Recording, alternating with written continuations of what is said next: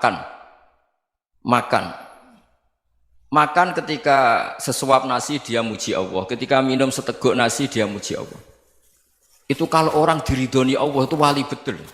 Itu untuk jadi wali itu gampang. Kamu makan ridho, kamu nginjak buminya Allah ridho seneng, kamu hidup keseharian aman seneng. Nah ini supaya sampai kita semua lah, kita semua ngaji betapa panduan Rasulullah untuk menggapai ridho Allah itu banyak yang keseharian sekali. Saking kesehariannya banyak dalam hadis dan itu sahih. Nabi menyebut hal-hal yang keseharian. Hatta ma tas'alu fi imra'atika, kamu punya uang kemudian istri kamu bisa makan itu ibadah. Bahkan sebagian ibadah itu dicontohkan Nabi yang akhirnya diprotes sahabat. Yaitu wa fi buti ahadikum sedekah, kamu menggauli istri kamu itu ya sedekah. Sampai sahabat bilang yang benar ya Rasulullah. Ayati ahaduna syahwatahu wa huwa lahu ajrun. Masa urusan biologis, urusan syahwat kemudian dia dapat pahala. Nabi menjawab, alai salawadu'aha fi haramin akana alaihi wisrun. Bagaimana kalau dia meletakkan ke yang tidak benar itu kan dosa. Nah, hal-hal seperti ini yang saya ingin teman-teman semua lah, semua. Saya juga agak ingin ngaji demi Anda juga agak ingin. Itu dosa sekali ngaji kok. Pesanan kelompok tertentu itu enggak boleh. Islam itu untuk semua. Jadi ya cuma karena di depan saya jenengan ya seakan-akan jenengan korbannya. Itu ada ilmunya dalam usul fikih itu. Jadi orang itu harus ngaji usul fikih. Nama yang disebut, mungkin Mas Sufyan masih ingat zaman ngaji usul fikih. Nama yang disebut itu tidak jaminan sebagai prioritas perintah. Jadi misalnya gini, kebetulan yang di depan Nabi itu Abu Dzar. Nabi ya bilang, ya Abu Dzarin ini uhibbuka misalnya, atau ya Mu'ad ini muhibbuka, atau ya Abu Hurairah ini uhibbuka misalnya. Banyaklah riwayat yang Nabi nyebut ya Abu Dzarin, ya Mu'ad, ya Abu Hurairah. Kemudian misalnya Nabi meneruskan khitab, ini uhibbuka, saya mencintai kamu, fakul dubur sholatin, atau sebagian riwayat disebut fala tada'an la dubura kulli sholatin, Allahumma inni ala dzikrika wa syukrika wa husni ibadatik. Saya mencintai kamu, siapa saja, Mu'ad bisa, Abu Dzar bisa siapa. Saya mencintai kamu, mohon kalau habis sholat kamu jangan lupa wiridan Allahumma a'inni ala dzikrika wa syukrika wa husni ibadatik. Ya Allah, tolong kami permudah supaya mudah ingat Engkau. Anda tidak bisa mentang-mentang, wong nama saya Parmin, nama saya Purnomo, itu yang diperintahkan Mu'ad misalnya. Jadi yang disebut satu, tapi khitab itu untuk siapa saja. Saya teruskan. Jadi saya mohon semua kita melakukan kebaikan itu, kalau dalam kaidah fikih disebut al-yakin la yuzalu bisyak. Banyak kebaikan yang kebenarannya itu 100%. Tidak punya efek samping ke pihak lain, ke kelompok lain, ke komunitas lain.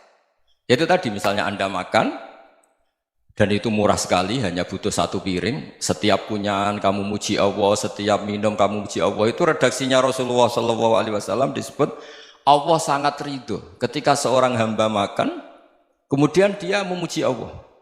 Atau minum, kemudian dia muji Allah.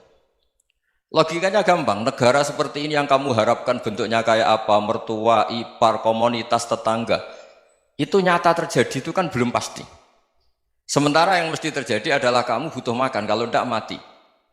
Butuh minum, kalau tidak mati. Butuh bumi yang nyaman ditempati, kalau tidak kita juga mati. Sebab itu Allah kalau menyebut nikmatnya itu hal-hal yang keseharian. Alladzi at'amahum min ju'. Allah itu siapa? Allah itu yang menciptakan kamu bisa makan. Tidak berlebihan, Allah itu yang menciptakan kondisi sosial itu ideal. Zaman Nabi itu ya ada orang munafik. Orang-orang pilihan Allah itu juga diuji orang sekelilingnya yang macam-macam. Semua diuji sesuai konteks zaman dan waktu. Nah, tapi ada ibadah-ibadah yang selalu disarankan Nabi. Sampai Nabi itu pernah ditanya, ayul islami khairun ya Rasulullah, Islam terbaik itu gimana? Jawaban Nabi itu unik. It'amut to'am, Islam terbaik itu ya makan-makan, santai-santai. Ketika Allah menyebut beberapa kebaikan, falak tahamal akobah, wa ma adrokan apa? Mal akobah. Terusannya apa? Fakku rokobah. Terusannya apa? Au it'amun fiyaumin di masubaya, atau acara makan-makan itu juga Islam. Kenapa? Ya bayangkan kalau tidak ada makanan, kita mati kan? Kondisi sosial tidak ideal itu Anda masih gak apa-apa, tapi kalau Anda tidak makan, Anda tidak minum, kamu punya istri cerewet masih bisa hidup, punya mertua cerewet masih bisa hidup, tapi kalau tidak makan bisa mati. Berarti penting mana istri sama makan? Penting mana? Makan. Semoga istri Anda dengar, nanti kamu disuruh makan tapi pulang deh. Itu kalau dibahasakan makan masih memahami. Penting mana nasi satu piring dengan istri. Nggak ada nasi mati, nggak ada istri belum mati. Penting mana? Gak berani jawab kan? Nah, ternyata Anda ada garang kan di depan istri. Jadi saya mohonlah, mungkin Mas Sufyan Sauri tadi yang bisa bantulah. Teman-teman tuh ngaji yang keseharian saja. Karena kita nyari ridha Allah itu berdasar firman Allah. Dan firman Allah itu menyebut keseharian itu riang, gampang. Yaitu tadi misalnya wa min ayatihi manamukum billaili wan nahar. Termasuk ayat-ayat Allah itu kamu tidur. Maka dulu itu ada guyonan, ada tokoh Mu'tazilah, kelompok dalam Islam yang berpikir manusia itu bisa menentukan ikhtiarnya sendiri. Karena saya bisa duduk, ingin duduk, ingin berdiri, berdiri. Karena kelompok ini nggak terima kalau semua kehendak Allah, nanti bagaimana kalau semua kehendak Allah kok ada hisab ya, ada sanksi. Lucunya itu dia akhirnya, ini cerita ya, mencintai seorang perempuan, cantik sekali. Dan itu dia menjadi ahli sunnah itu oleh hal-hal yang sepele. Karena istrinya cantik, ya namanya suami istri itu hubungan intim. Terus ditanya, Mas, masih ingin lagi? Masih. Silahkan diulang lagi. Wah ya tidak bisa. Katanya manusia bisa menentukan yang diinginkan. Itu tobat itu. Itu nggak bisa ditobatkan Mas Sufyan Ats-Tsauri. Orang cantik yang mudah nobatkan orang itu orang cantik. Segampang itu. Akhirnya kita tahu, makanya kalau dalam kitab Hikam itu disebut al-aqil mayyakul madza yaf'alu wa hubi wal ghafil mayyakul madza af'al. Orang yang punya akal karena sadar ini wilayah Allah, semua milik Tuhan. Itu dia tiap hari berpikir, besok Allah akan melakukan apa terhadap dunia ini. Kamu merencanakan sesuatu mau plesir, ternyata gempa. Mau wisata ke Rusia, ternyata perang. Kamu tidak pernah tahu apa yang akan terjadi besok. Wa ma tadri nafsum madza taksibu ghadan.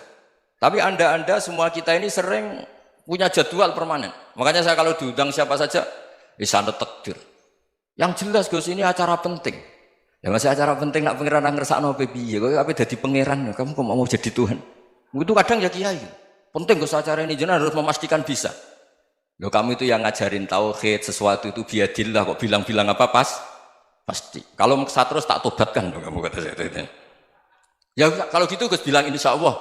Wah itu hati saya, fisik saya, roh saya sudah bilang insya Allah.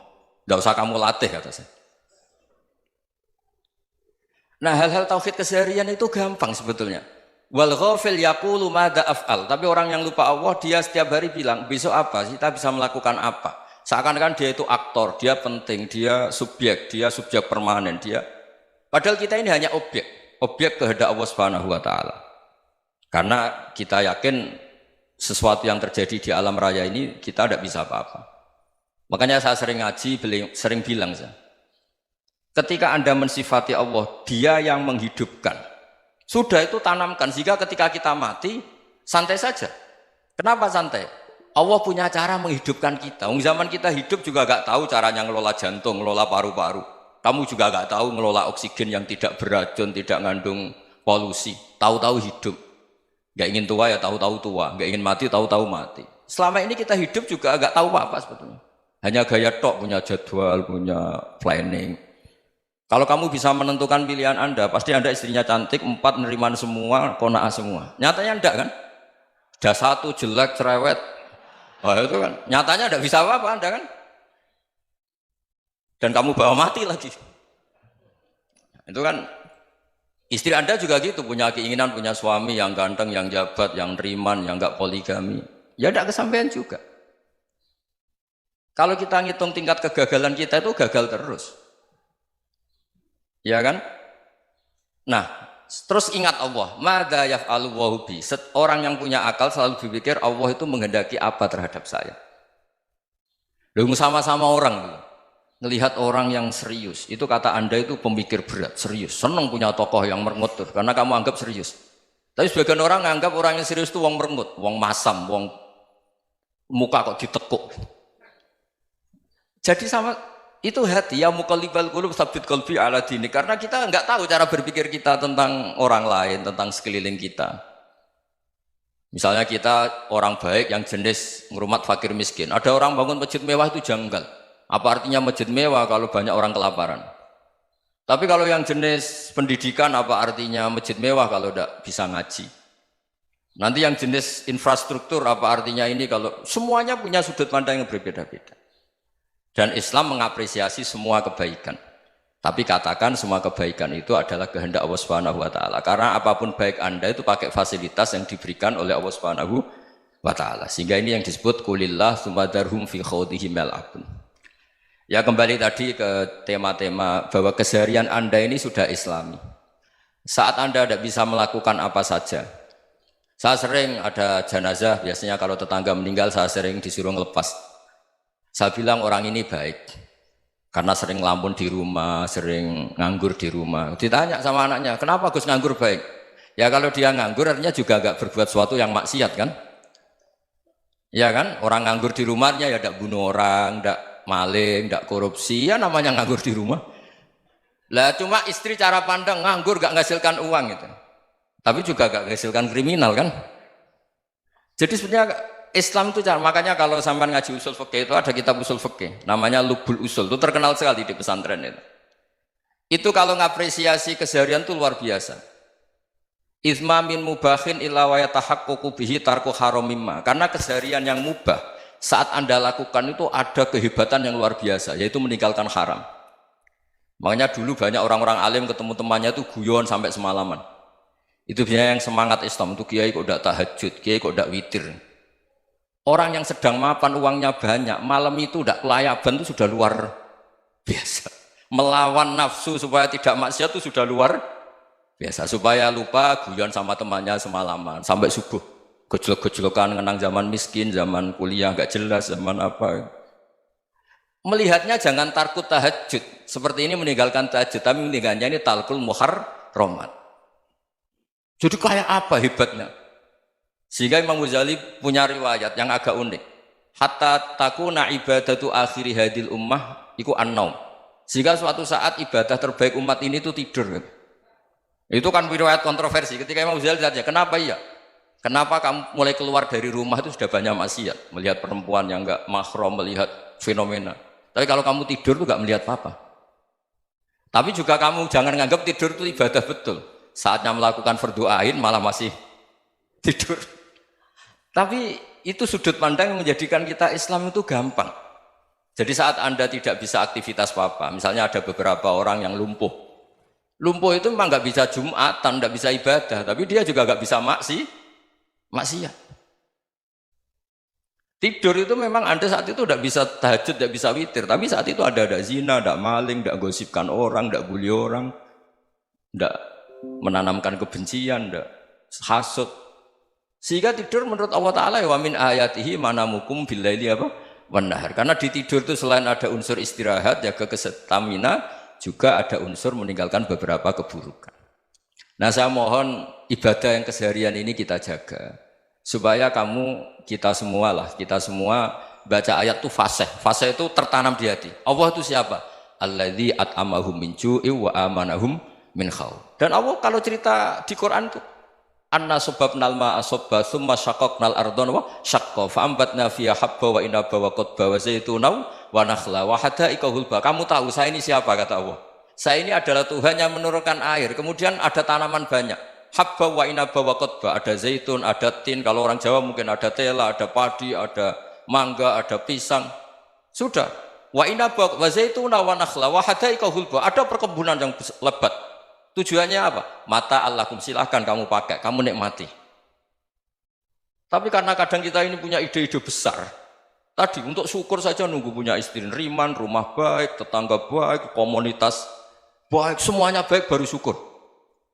Lama-lama nanti ada di surga, syukurnya nunggu surga paling kelas A. Itu sudah ada yang menghuni Rasulullah, kamu nggak boleh di situ. Masa untuk syukur saja? Repotnya Masya Allah. Jadi mohonlah Quran yang kalau Anda hafalkan juz sama itu kan ada ayat-ayat yang kayak tadi. Ya, fal yang dzuril insanu ila ta'ami. Coba lihat apa yang kamu makan ya? Dari mana? Dan untuk mempertahankan hidup kamu keseharian.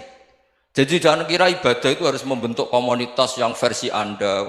Ibadah itu harus yang hal yang mulu-mulu. Kesehariannya Anda alami. Loh ini saya tidak bikin-bikin. Saya ngaji bukan karena berdasar pesanan. Itu ayat yang saya baca kan betul ada ayatnya kan. Fal yang dzuril insanu ila tu'ami. Anna soba penal ma'ah soba. Thumma syaqaqnal ardo syaqqa. Fa'ambasna fiha habba wa inabau wa qodba wa zaitunau wa nakhla wa hadaika khulba. Terusannya apa? Mata'al lakum. Silakan kamu nikmati. Mata itu silakan kamu nikmati.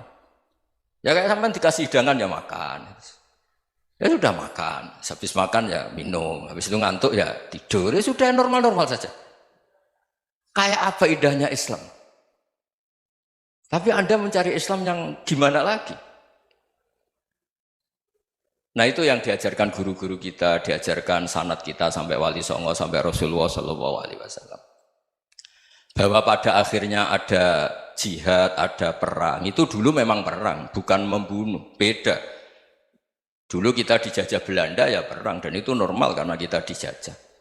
Jadi ketika orang lain ingin baik sama kita, wa in ahadum minal musyrikin astajaroka ya fajirhu hatta yasma'a kalam Allah. Kalau mereka ingin baik ya kita baik.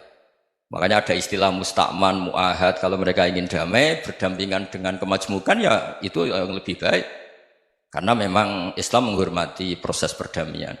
Wa in janahu lis-salmi ya fajnah lah. Kalau ingin damai ya kita harus damai.